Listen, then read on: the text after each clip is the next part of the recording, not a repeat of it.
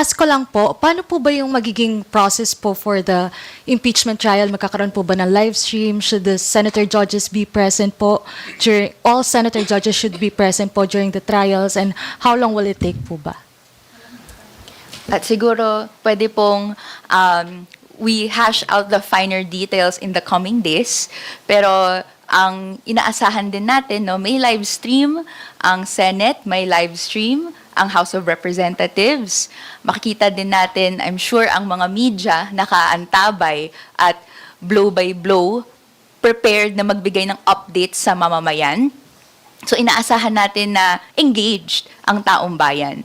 And ang dagdag ko na lang dito na sa proseso ng pagpapalawak ng political participation, in-encourage din natin yung lahat na magkaroon ng sariling live streams. No? I'm sure meron yan sa ating mga bahay, sa classrooms, pero magtipon din tayo sana para pag-usapan yung issue. Beyond, syempre, sa pagbasa ng updates at pagbasa ng interpretations, tayo mismo ay gumawa ng sarili nating critical na pagtanggap doon sa mga nangyayari. To add, and to your question, kung present po ba lahat ng senator judges, let us remember that this is their constitutional duty as well.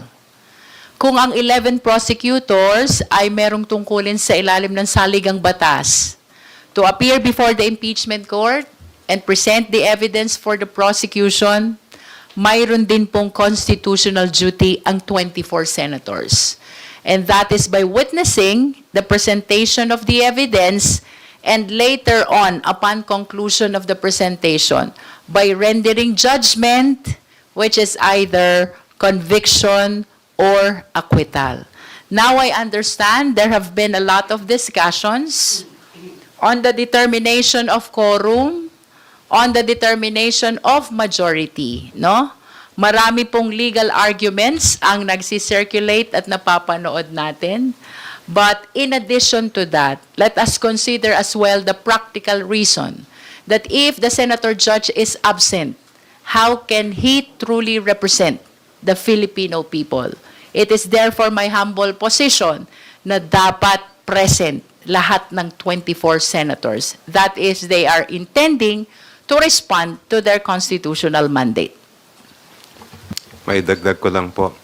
May ilan mga initiatives ang some schools and civil society groups na bantayan yung mangyayaring paglilitis. At ako'y nananawagan at nagsasuggest din, lalong-lalo na sa mga law schools at iba't ibang mga paaralan, na maganda siguro kung magkaroon din tayo ng mga watch parties para mapaliwanagan tayo at maintindihan natin ang proseso. Thank you.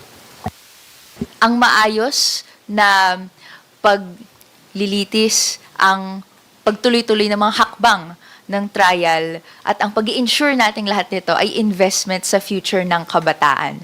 Kung makikita natin na ang proseso ng pananagutan ay magtutuloy-tuloy at mananagot ang dapat managot, ang katotohanan ay lumabas, ang bebenepisyo po dito ay ang magmamana, no, ng kinabukasan ng mga pulisiya na sa punot dulo gusto nating magsilbi sa mamamayan.